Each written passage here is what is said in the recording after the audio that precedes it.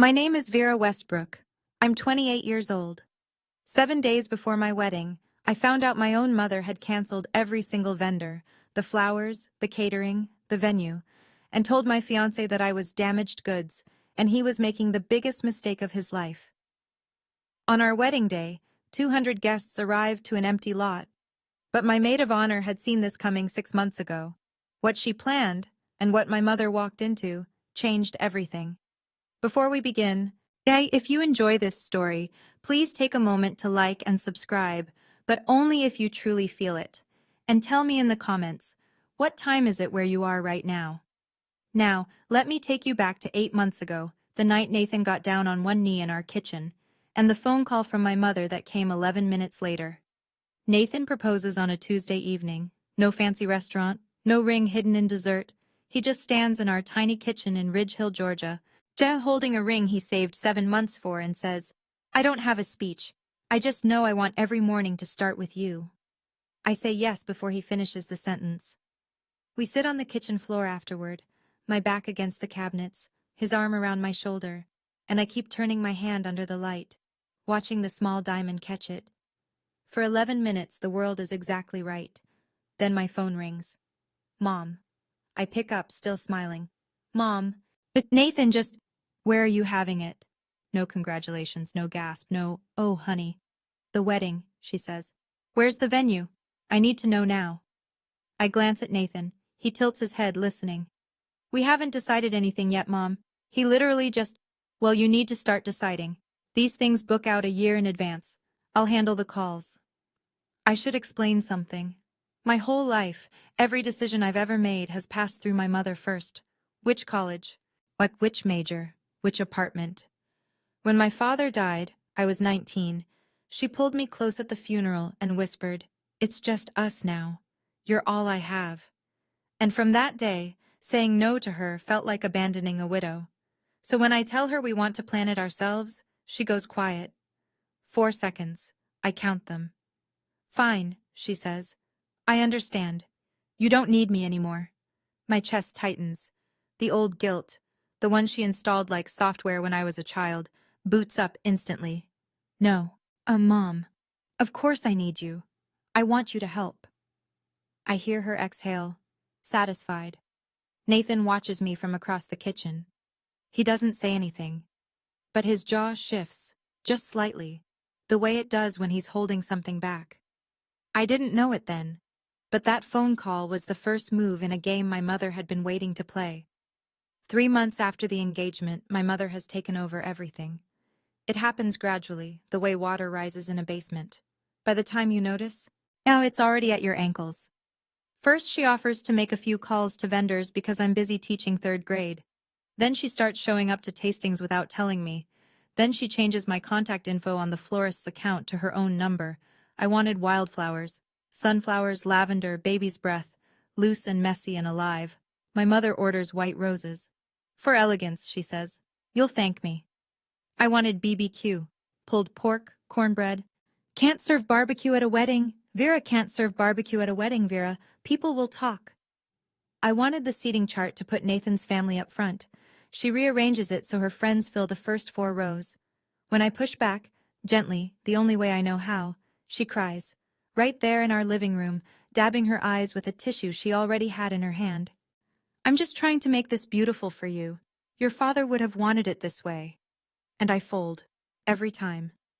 Nathan starts spending longer hours in his workshop. He doesn't complain. But I catch him standing at his workbench sometimes, not building anything, just staring at the wall. One evening, Rachel, my maid of honor, my best friend since 8th grade, comes over for the first rehearsal dinner planning. She watches my mother rearrange the centerpiece samples I'd chosen, but replacing everyone. Rachel doesn't say anything to Diane, but later at the door she grabs my arm. I need you to trust me on something. Don't ask questions yet. I laugh nervously. What do you mean? She just squeezes my hand and leaves. I didn't understand. Not then. 2 months before the wedding, my mother invites Nathan to lunch. Just the 2 of them. She says it's to talk family things. I think it's a good sign. But Nathan comes home that afternoon and sits down across from me at the kitchen table. He folds his hands. He's careful with his words, he always is, but I can see the tension in his shoulders. Your mother told me you had a breakdown in college. My stomach drops. She used the phrase damaged goods. I stare at him. The room tilts. She said, "My daughter needs someone who can handle her. Can you? Really?" I open my mouth, but nothing comes out. Because yes, after my father died, but I went through a dark stretch my sophomore year. I saw a counselor. I worked through it. It wasn't a secret, but it wasn't ammunition either. My mother turned it into ammunition. "What did you say?" I whisper. Nathan looks at me steadily. I said, "I don't see damage. I see someone who survived you." Something cracks open in my chest. Not pain. Something warmer. "She left after that," he says. "Didn't finish her iced tea." 20 minutes later, my phone rings. Mom. Nathan disrespected me at lunch. Mom, he's isolating you from your family, Vera. That's what men like him do. Carpenters. Blue collar. No ambition. He builds furniture with his hands, Mom. Your father was an accountant. Dad is gone. Silence. Then very quietly, "Don't you dare throw that at me." She hangs up. I sit in the kitchen holding my phone, caught between two versions of the truth. My mother's, where she's protecting me, and the real one, where she's trying to make sure I never leave. I didn't know it yet, but this was only the first step in her plan. The rumors start small. 6 weeks before the wedding, I walk into Patty's hair salon on Main Street for my regular trim. Patty, who's done my hair since I was 14, sits me down and leans close to the mirror. "Honey, are you okay? Your mama stopped by yesterday, said things aren't going well at home." I blink. What did she say exactly?" Patty hesitates. "Just that you've been struggling, that Nathan might not be the right fit." I smile, the kind you paste on when your insides are liquefying, and say, "Everything's fine, Patty, really." But it's not fine. Because the next day, I walk into Dale's Market for groceries, and Mrs. Brewer at the register gives me a look I've never gotten before. Pity. Pure, unfiltered pity. "Vera, sweetheart, if you ever need to talk." I don't ask what she heard. I already know. Ridge Hill has a population of 4,000. In a town this size, a rumor doesn't travel. It teleports. Within 48 hours, my mother has seeded every coffee counter and church parking lot with the same story. Vera is fragile. Nathan is a mistake. The wedding shouldn't happen. I start feeling it everywhere. The sideways glances at the post office. The overly gentle tone from parents at school pickup. People treating me like I'm made of wet paper. That Thursday evening, as my phone buzzes, a text from Rachel. "Don't react to anything your mom does this week. I mean it. Trust me." I stare at the screen. What does Rachel know that I don't? I type back. "You're scaring me." 3 dots appear, then disappear, then appear again. Good. Scared means you're paying attention. She doesn't explain further. And for reasons I can't articulate, I don't push. Something is moving under the surface. I just can't see it yet. 5 weeks out. My mother calls Gloria Cole. What I don't find out about it from Gloria, I find out from Nathan, who finds out from his mother, who calls him at 9 o'clock on a Saturday morning, her voice tight and careful. "Nathan, is there something about Vera I should know?" Nathan puts the phone on speaker so I can hear. Gloria continues. "Diane called me last night. She said Vera has a history of," she used the word episodes. "She said Vera needed psychiatric treatment in college and that she worries about her stability." My hands go cold. "She told me you should know what you're getting into. And that, Nathan, I'm just repeating what she said. She called Vera emotionally volatile." I watch Nathan's face. His expression doesn't change, but a muscle near his temple tightens. "Mom," he says, "Vera saw a counselor after her dad died. That's it." Diane is twisting it." Gloria pauses. "I believe you, honey, but she was very convincing. She cried." Of course she cried. After Nathan hangs up, he turns to me. For the first time, I see something in his eyes that isn't patience. It's clarity. "Your mother is not trying to protect you, Vera. She's trying to own you." I know he's right. I've known for years maybe, but hearing it out loud, in our kitchen, on a Saturday morning, with sunlight on the floor, it sounds different. And it sounds true. Don't fight with your mom over this, I tell him. That's exactly what she wants. He nods, but his jaw is set. That night, lying in bed, I realize something. My mother isn't just trying to stop a wedding. She's trying to dismantle every relationship I have, one phone call at a time. And she's running out of people to call. Here's what nobody tells you about weddings. The money disappears before the first dance starts. Nathan and I have saved for 3 years. And $18,000, pulled from teacher paychecks and early carpentry commissions, skipped vacations, a used car instead of a new one. Every dollar earmarked. Florist, $2,200. Caterer, $4,800. Venue deposit, $3,500. DJ, photographer, rentals, cake, the rest fills in fast. Most of those vendors have a 30-day cancellation policy. We're now inside that window. If the wedding doesn't happen, we lose almost everything. And I sit at the kitchen table one evening with our budget spreadsheet open on my laptop. Nathan's across from me, sanding a chair leg by hand because the noise of the power sander bothers our neighbor's dog. If we had to walk away right now, I say, how much do we lose? He doesn't look up. Most of it.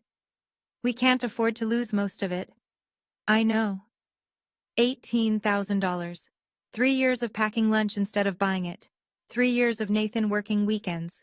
That money was supposed to be our start. A down payment fund, a safety net, a future. And right now it's sitting in contracts controlled by a woman who thinks my happiness is a threat to hers. I close the laptop. I press my palms against my eyes. If I don't do something, I say, more to myself than to Nathan, I lose the money. I lose face in front of 200 people. I lose your mother's trust. I lower my hands. And I lose myself. Nathan puts down the sandpaper. You won't lose me. I know. Then we figure it out. I nod.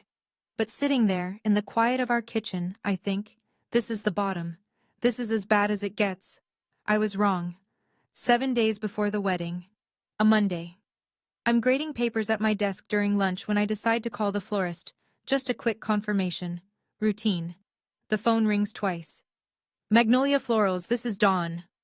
Hi Dawn, it's Vera Westbrook, just checking in on our order for Saturday. A pause. Too long. Ma'am, that order was canceled 3 days ago. The pencil in my hand stops moving.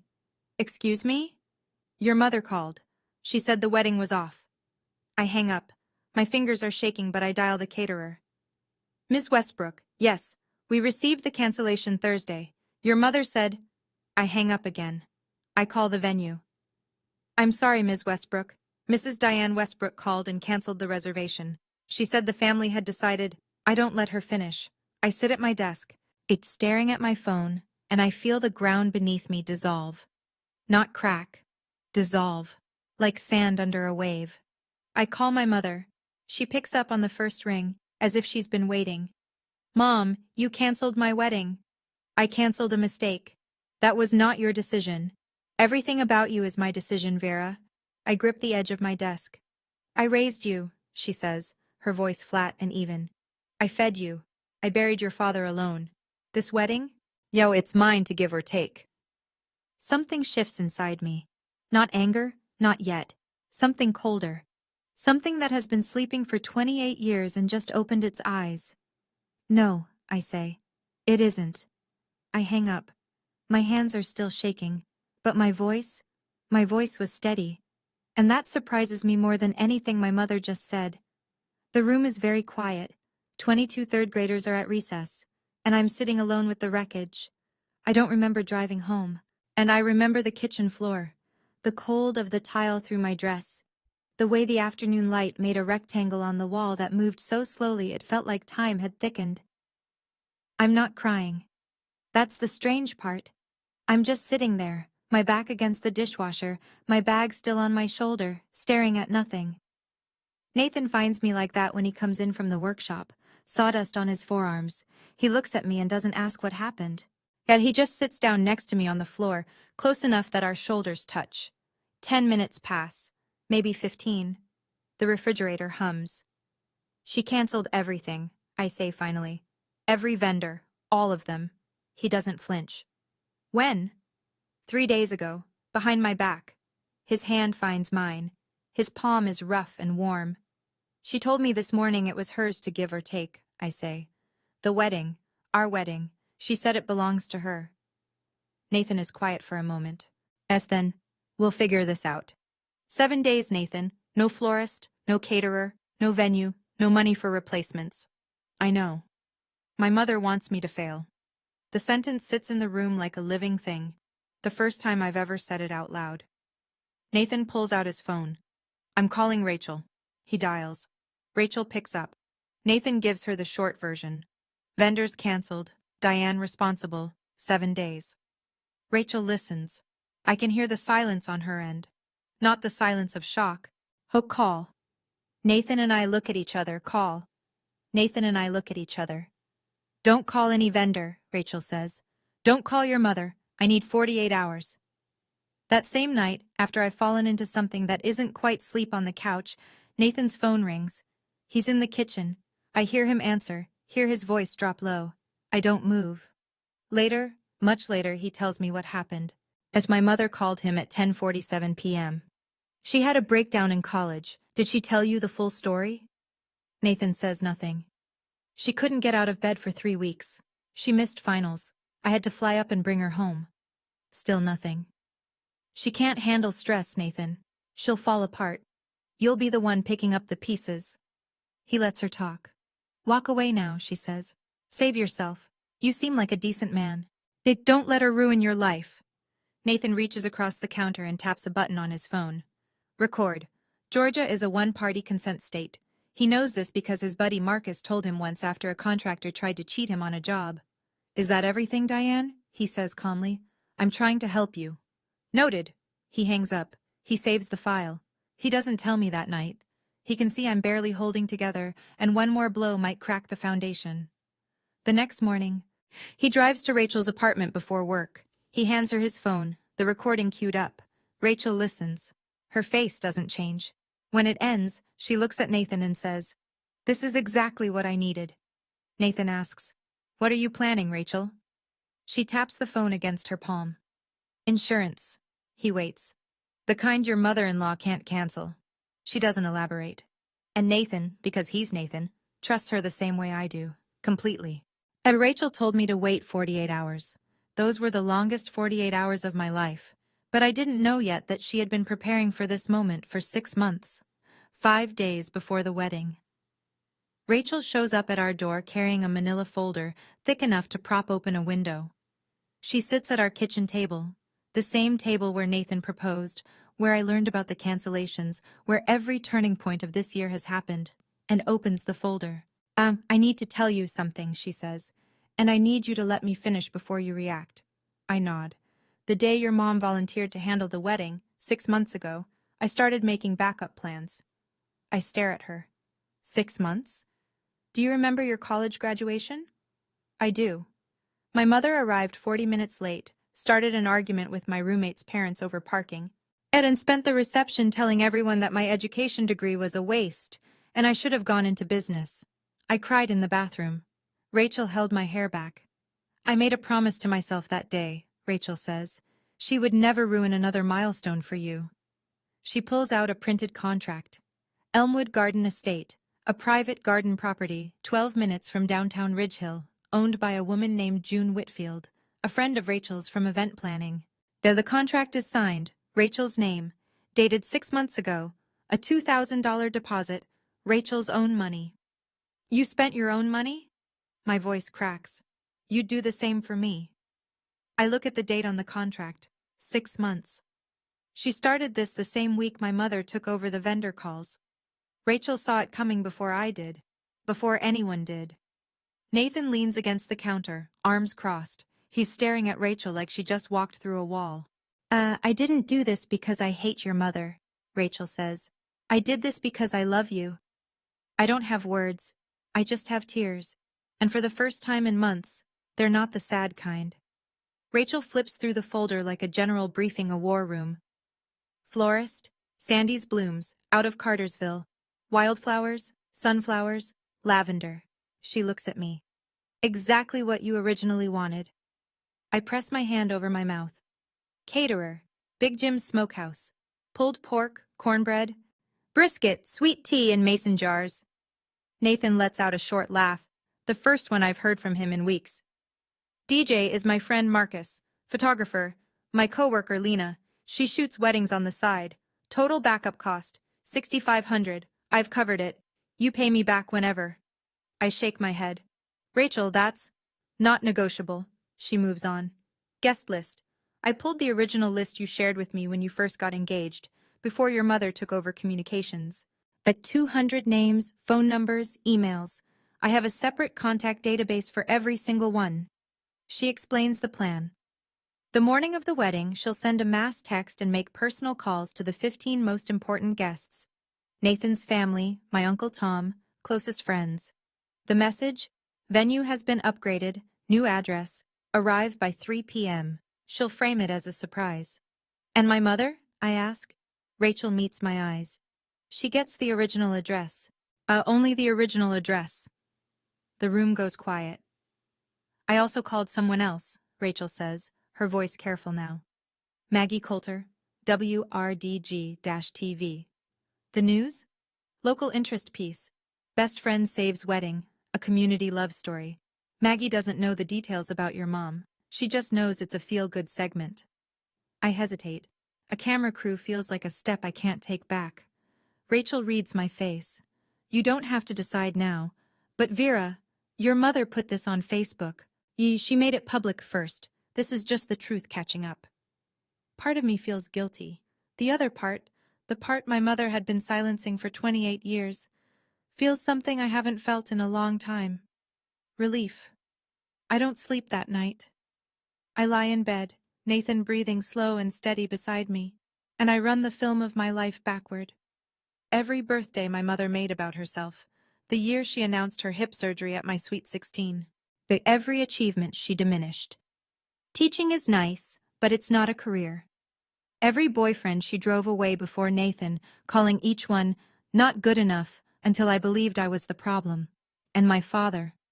The last thing he ever said to me, 3 days before the heart attack, standing at the kitchen sink in the house I grew up in. Don't let anyone shrink you, Vera, not even me. I didn't understand then. I think I do now. At 6 a.m., I call Rachel. Let's do it. You're sure? I'm sure.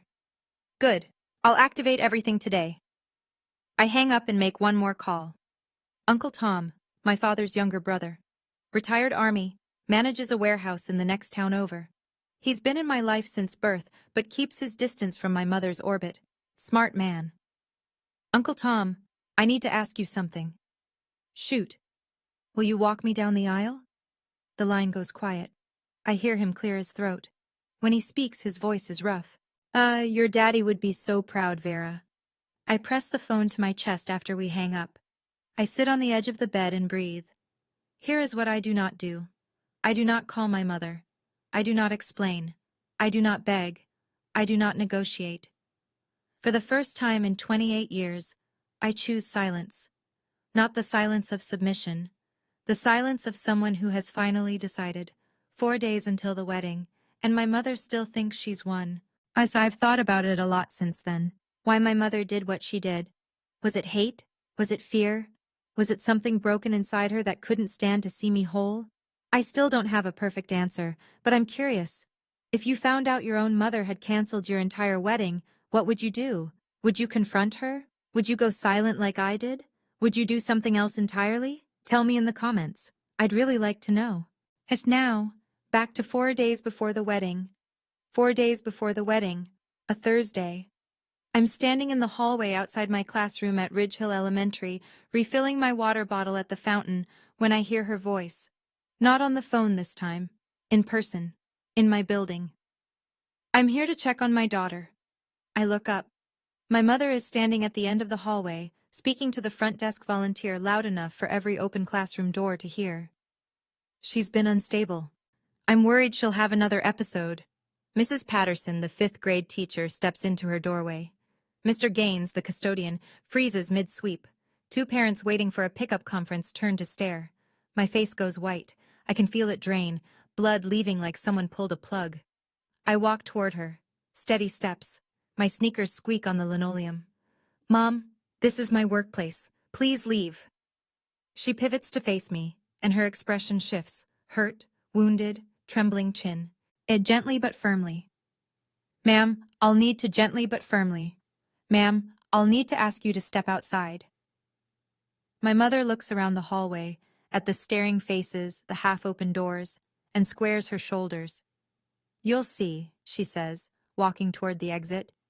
Everyone will see. The door closes behind her. The hallway slowly unstiffens. As Mr. Gaines resumes sweeping, Mrs. Patterson gives me a small, helpless shrug. Then a hand touches my elbow.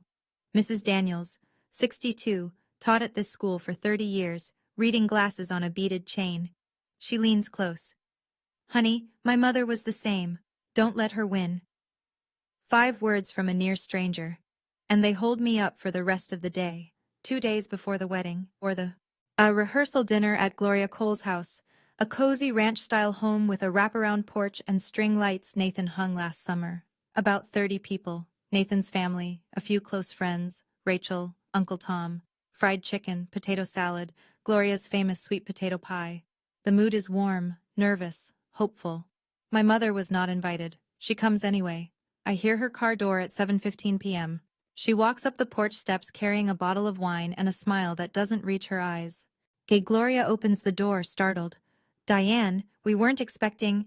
I'm the mother of the bride. She steps inside. The living room goes quiet. Nathan's cousin Danny sets down his fork.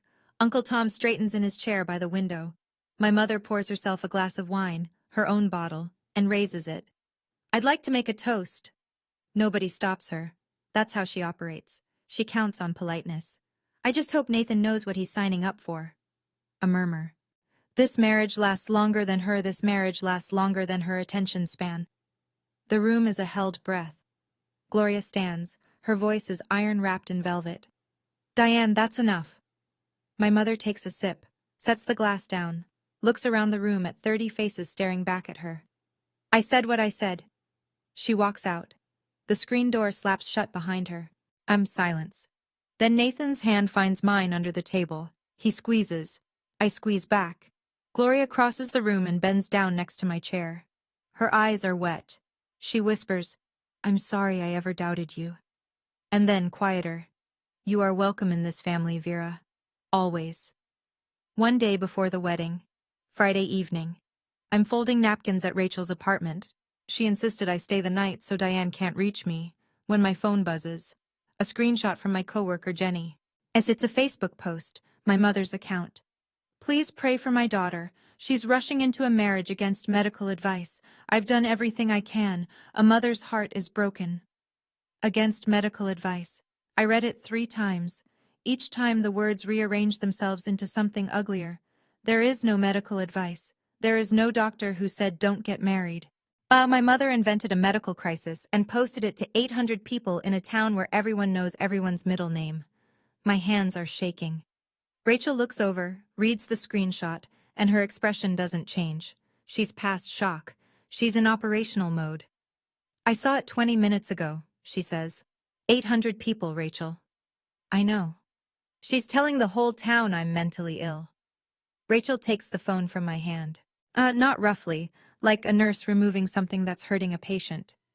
Don't respond. Tomorrow, the truth will speak for itself. Nathan calls from our house. He saw it too. I'll drive over. Stay, I say. I'm okay. I'm with Rachel. You sure? I'm sure. He pauses. No more screens tonight, Vera. I agree. Rachel takes my phone and puts it in a kitchen drawer. She makes chamomile tea. We sit on her couch, not talking much, just breathing in the same room. I lie in Rachel's guest bed that night, eyes open, staring at the ceiling fan turning slow circles. Tomorrow will be different. I'm not scared anymore. Something has shifted, quietly, like a key turning in a lock. For the first time, I can see clearly, more clearly than I've ever seen in my life. Saturday morning, wedding day, 6 a.m. I wake up in Rachel's guest room to the sound of her already on the phone. Yes, ma'am, venue upgrade, surprise for the bride and groom. A new address is Elmwood Garden Estate, 412 Whitfield Lane. Arrive by 3 p.m.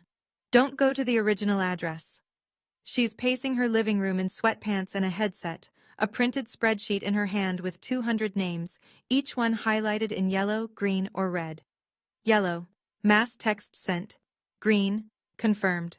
Red, needs a personal call. By 8 a.m., she's made 15 calls. Gloria Cole, confirmed. Uncle Tom, confirmed. Nathan's cousin Danny, his Aunt Margaret. The Hendersons from next door, my coworker Jenny, Mrs. Daniels. Confirmed, confirmed, confirmed. By 10 a.m., 197 out of 200 guests have confirmed the new location. 3 can't attend, 1 has a sick child, 2 are traveling. None are related to my mother's sabotage. 1 person is not on the contact list at all. Diane Westbrook receives no text, no call, no new address. As far as she knows, the wedding is at the original venue, the one she canceled. The empty lot.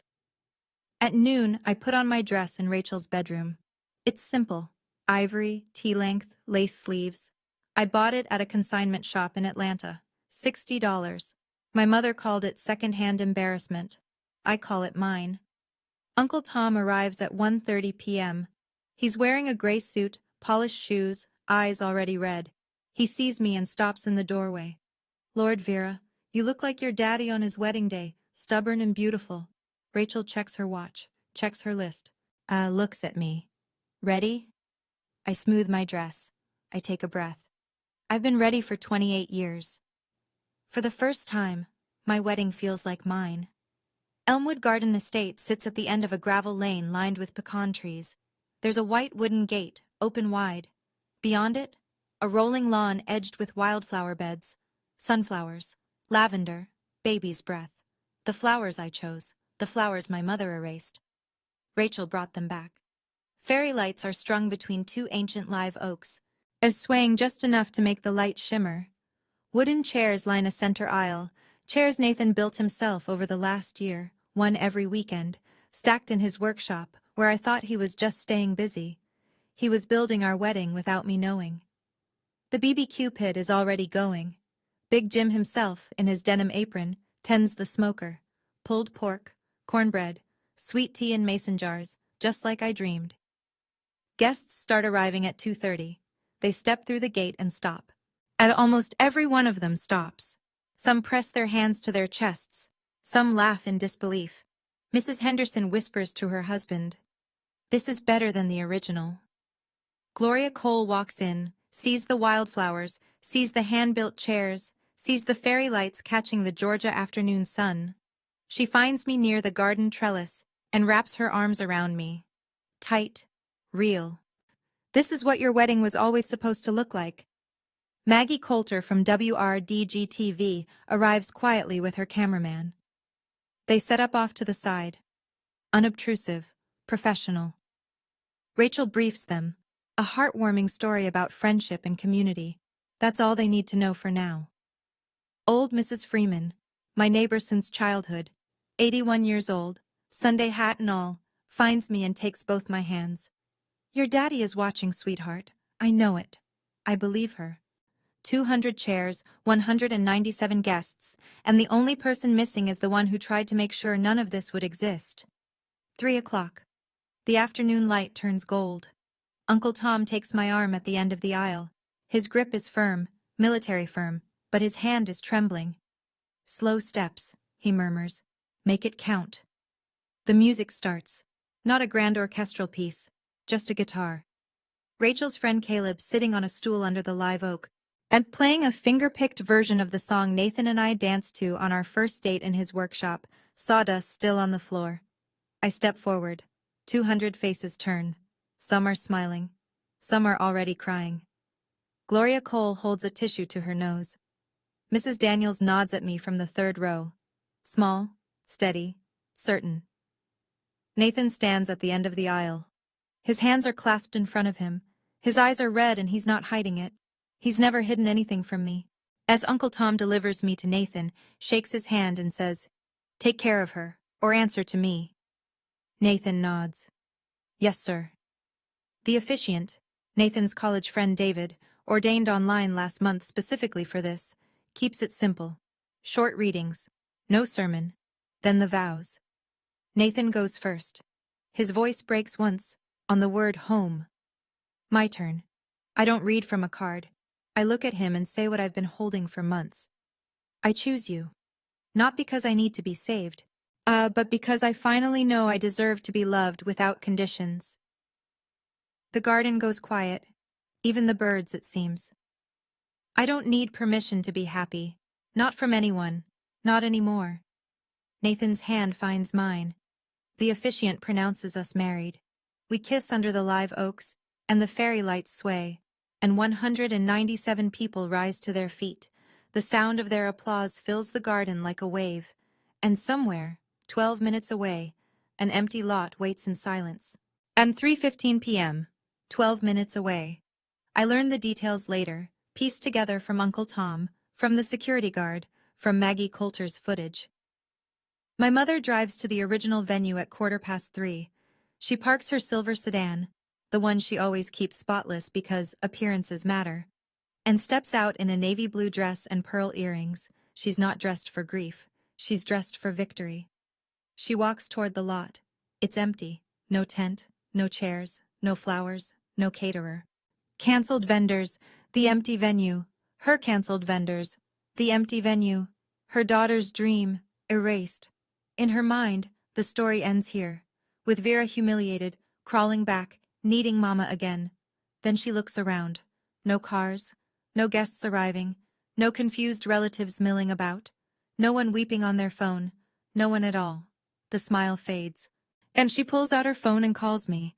It rings 5 times and goes to voicemail. She calls Rachel, voicemail. She calls Gloria Cole, voicemail. She scrolls through her contacts and calls Nathan's cousin Danny, voicemail. Mrs. Henderson, voicemail. Jenny from my school, voicemail. 7 calls, 8, 9, not a single answer. She stands in the middle of that empty lot, phone pressed to her ear, turning in a slow circle. The sun is hot, the cicadas are loud, and she is completely, utterly alone.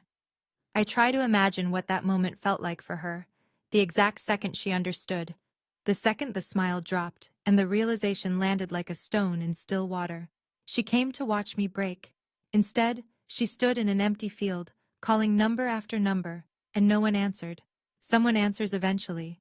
A distant cousin of Nathan's, Bev, 74, hard of hearing, probably didn't understand the "Don't tell Diane" memo. She picks up on the 6th ring. Oh.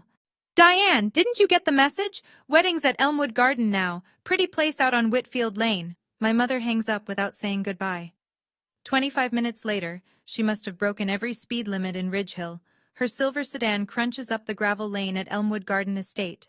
She sees the white gate, the fairy lights through the trees.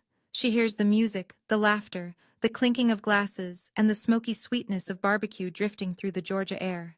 And she parks. She walks to the gate. Her heels sink slightly into the gravel. A man is standing at the entrance. Kyle, Rachel's friend, 6'2", calm-faced, holding a clipboard. He's been briefed.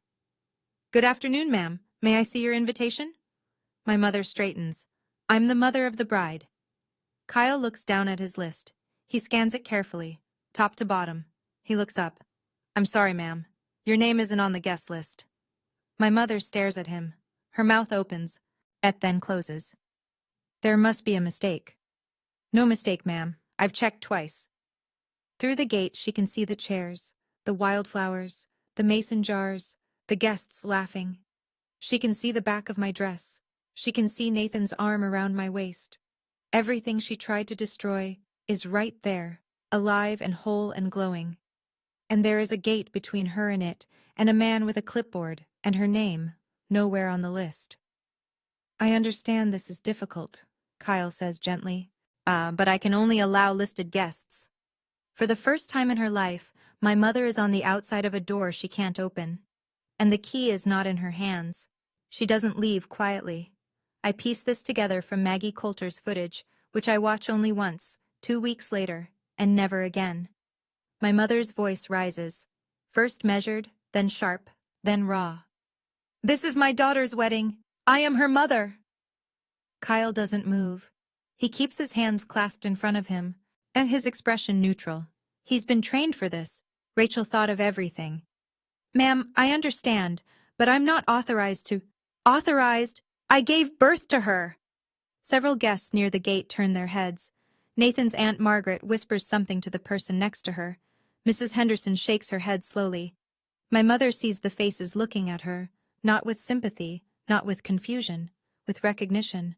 They know what she did. But Rachel's venue change message was clear.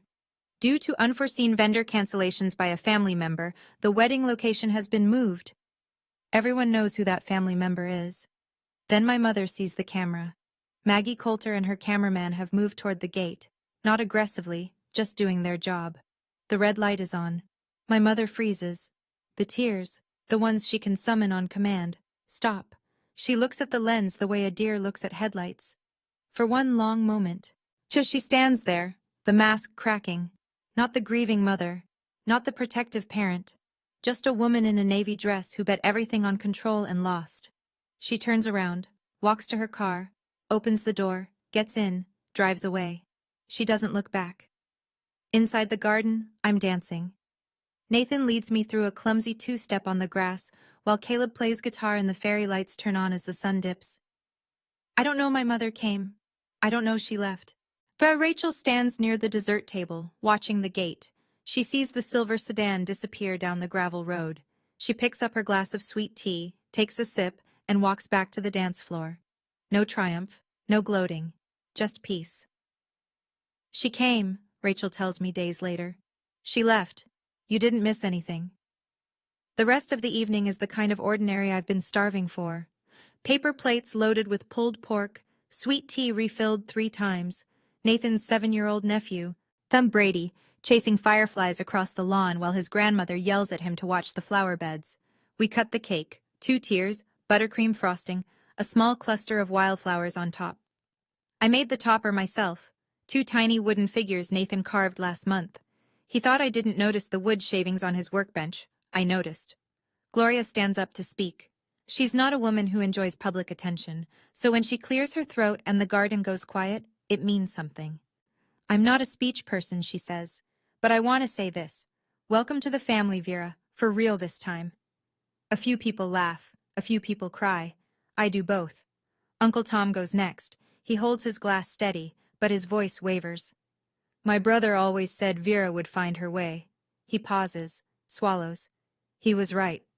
The applause is gentle, not a roar, just a warm, even sound like rain on a porch roof. So I sit at the long wooden table, one Nathan built for a client last year but decided to keep. And I look around. 200 people eating barbecue in a garden full of wildflowers under fairy lights in a small Georgia town.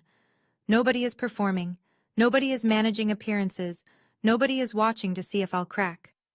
For the first time in my life, a celebration isn't being held hostage. Rachel catches my eye from across the table. She raises her mason jar. I raise mine. But we don't say anything. We don't need to. That was the first celebration of my life that wasn't stolen from me. Later that night, after the last guest has gone and the fairy lights are still blinking softly in the empty garden, Nathan and I sit on the porch steps at our house. My shoes are off. His tie is loose. The night air smells like jasmine and leftover smoke. There's something I need to show you, he says. He pulls out his phone and opens an audio file. Dated 6 days ago, 10:47 p.m. I didn't play this for you before because you were already breaking. He presses play. My mother's voice fills the dark porch. She had a breakdown in college. Did she tell you the full story? I listen. She can't handle stress. She'll fall apart. I keep listening. Walk away now. Save yourself. The recording ends. The cicadas take over. I sit with it. My mother's voice. The one that sang me to sleep. The one that read me stories. The one that told me I was too fragile, too broken, too damaged for anyone to love, hanging in the warm night air. I'm not damaged, I say. I never was. Nathan doesn't argue. He just waits. I want to send this to Maggie Coulter. He looks at me. Are you sure? My mother put it on Facebook first. She told 800 people I was mentally ill.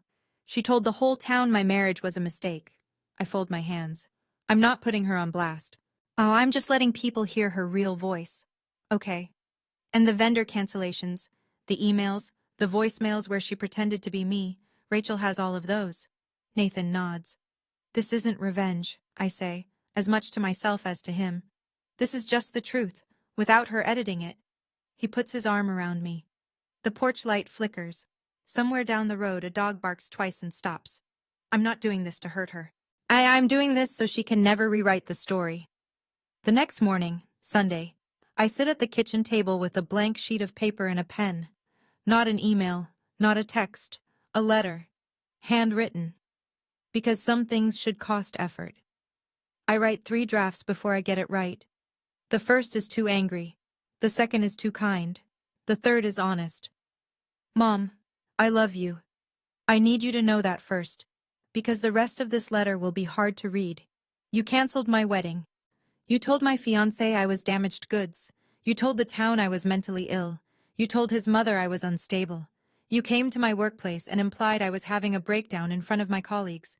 You posted on Facebook that I was marrying against medical advice. That was a lie. I don't hate you for any of this, but I can't pretend it didn't happen. I think you're afraid. I think you've been afraid since Dad died. Afraid of being alone, afraid of losing control, and afraid that if I build my own life, there won't be room for you in it. There is room. There will always be room. But not like this. I need distance. I don't know for how long. When you're ready to talk, really talk, without guilt, without tears used as weapons, without trying to control the conversation, I'll be here. But the door opens from my side now. Not yours. I love you, Mom. But love without boundaries isn't love. It's captivity. Vera. I fold the letter. I put it in an envelope. And I write Diane Westbrook on the front. I drive to Uncle Tom's house and hand it to him. He reads it standing in his doorway. When he finishes, he folds it carefully and looks at me. Your father would have written the same thing. He delivers it that afternoon. I don't ask how she reacted. I'm not ready to know. 1 week after the wedding, Maggie Coulter's segment airs on WRDG-TV. The piece runs 4.5 minutes during the 6 o'clock news. But the angle, maid of honor saves best friend's wedding after family sabotage, a Ridge Hill love story. Maggie keeps it tasteful. She doesn't name my mother directly. She says a family member canceled all wedding vendors 1 week before the ceremony. She shows footage of the garden, the wildflowers, the fairy lights, Nathan and me dancing. She interviews Rachel, who says simply, when someone you love is in trouble, you don't wait for permission to help. She doesn't need to name Diane. But in a town of 4,000, subtraction is identification. If the mother of the bride isn't in the wedding footage and a family member did the sabotage, everyone does the math. Within 3 days, I hear the ripples. Diane's post, the one about medical advice, gets screenshot shared across half the town before she can delete it. By the time she does, it's too late. People are placing it side by side with Maggie's report. At the Ridge Hill Women's Auxiliary, where Diane has held a board seat for 6 years, sends her a polite email. We think it's best if you take a leave of absence while things settle down. At Patty's hair salon, Patty herself tells Diane during her appointment, Diane, I heard what happened. I think you should talk to someone, a professional. Neighbors stop waving from their driveways. Invitations to Sunday potlucks stop arriving. The phone calls taper off. Yes, my mother's currency in Ridge Hill was always reputation. The devoted widow, the sacrificing mother, the woman who held it all together. That currency is now worthless. A woman on the town's Facebook group writes what everyone is thinking. I always thought Diane was a devoted mother. Turns out devoted and controlling look the same from the outside.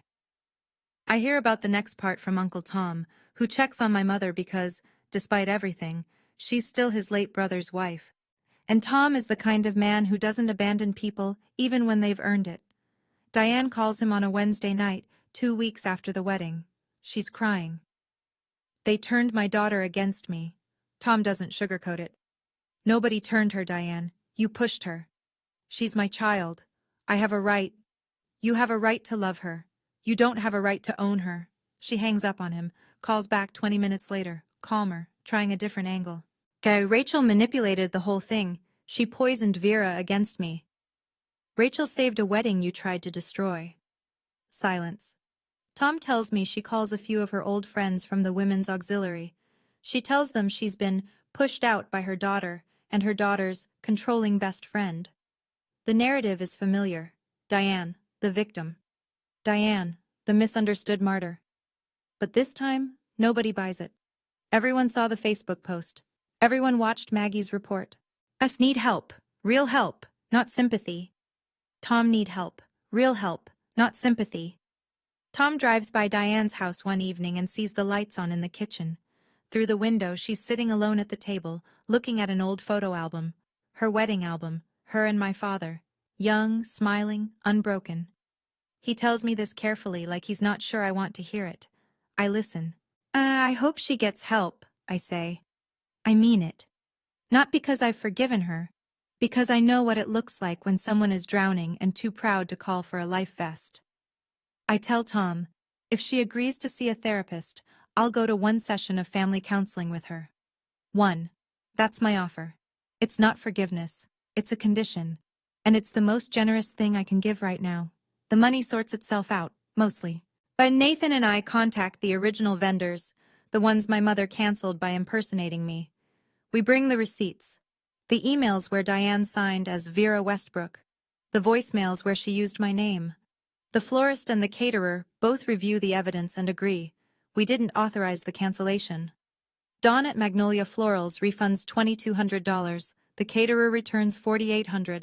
That's $7,000 back. Not everything, but enough to breathe. The venue, Ridge Hill Community Pavilion, has a stricter policy. No refund past 30 days. But the manager, after hearing the story and seeing the voicemails, offers a credit toward a future event. Nathan says we'll use it for a first anniversary party. I laugh for the first time in a while. We pay Rachel back the $6,500 within 2 months. She resists. Consider it a wedding gift, she says. I wire it anyway. Some debts aren't about money. They're about respect. As something unexpected comes from the wedding itself. 3 guests who saw the hand-built chairs and tables Nathan made for the reception reach out to him the following week. Custom furniture orders. A dining set for the Hendersons, a rocking chair for old Mrs. Freeman, a bookshelf for Maggie Coulter's producer. Nathan's workshop, which had been struggling for steady clients, suddenly has a 3-month waitlist. I don't file charges against my mother. I don't sue for damages. And I consider it, briefly, but I'm a 28-year-old teacher in a small town, and she's my mother. The legal system isn't built for this kind of wound. But I keep everything, every voicemail, every email, every screenshot, filed neatly in a folder Rachel labeled, just in case. We didn't get rich. We didn't get even. We just got free. 3 months later. Our house is small. 2 bedrooms, 1 bathroom, a porch that needs repainting. Nathan says he'll get to it in spring. And I believe him because the man finishes everything he starts. I go back to teaching. The 3rd graders don't know anything about what happened, and that's exactly how I want it. They care about multiplication tables and who gets to feed the class hamster. It's the most grounding thing in my life. Mrs. Daniels, the teacher who whispered, "Don't let her win" in the hallway that day, starts leaving a cupcake on my desk every Friday. She never mentions why. I never ask. Gloria Cole and I have dinner together every other Sunday. She's teaching me to make peach cobbler, the Cole family recipe, handwritten on an index card so old the ink is fading. Last Sunday, she handed me the original card. "It's yours now," she said. "Family recipe goes to family." I taped it inside our kitchen cabinet, next to a photo of Nathan and me at Elmwood. I haven't spoken to my mother directly. Uncle Tom is the bridge. He tells me she started seeing a therapist. Went twice. Quit. I went back. Quit again. Then went back a 3rd time. "She's trying," Tom says on the phone one evening. Slowly. Slowly is fine, I tell him. I'm not going anywhere. I mean it. The door I described in my letter, the one that opens from my side, is still there. I check on it sometimes, in my mind, the way you check on a plant you're not sure will survive the winter. I don't need my mother to be perfect. I just need her to stop pretending I'm broken. That's the minimum. And for the first time, I'm not afraid to hold it. I want to say something to you directly, not as a character in a story. As me. Vera. I didn't tell you all of this so you'd hate my mother. She's a woman in pain. She lost her husband too young, and she never learned the difference between holding on and holding hostage. Her fear is real. Her grief is real. But her pain doesn't give her the right to destroy my life. And yours doesn't either, whoever yours is. But if you have someone in your life, a mother, a father, a sibling, a partner, who uses love like a leash, who makes you feel guilty for being whole, who punishes you for growing, I want you to hear me. You are not ungrateful for wanting air. You are not selfish for saying no. You are not a bad daughter or a bad son for building a life that doesn't orbit their anxiety. Boundaries are not walls, they're doors, and you get to hold the key. I didn't plan a revenge. I didn't scheme. And I was lucky. I had Rachel. I had Nathan. I had Uncle Tom and Gloria and Mrs. Daniels and 200 people who showed up at a backup garden on a Saturday in Georgia because someone sent them a text that said, "Trust me." If you don't have a Rachel, if there's no one in your corner right now, then be your own Rachel. Make a plan. Not a plan for revenge. A plan for your future. A plan that protects the version of yourself your mother or father or whoever is trying to erase. You deserve to exist without permission. I know, because I spent 28 years waiting for permission, and the day I stopped asking was the day my life actually began. I've asked myself so many times since then, if Rachel hadn't made that backup plan, what would have happened?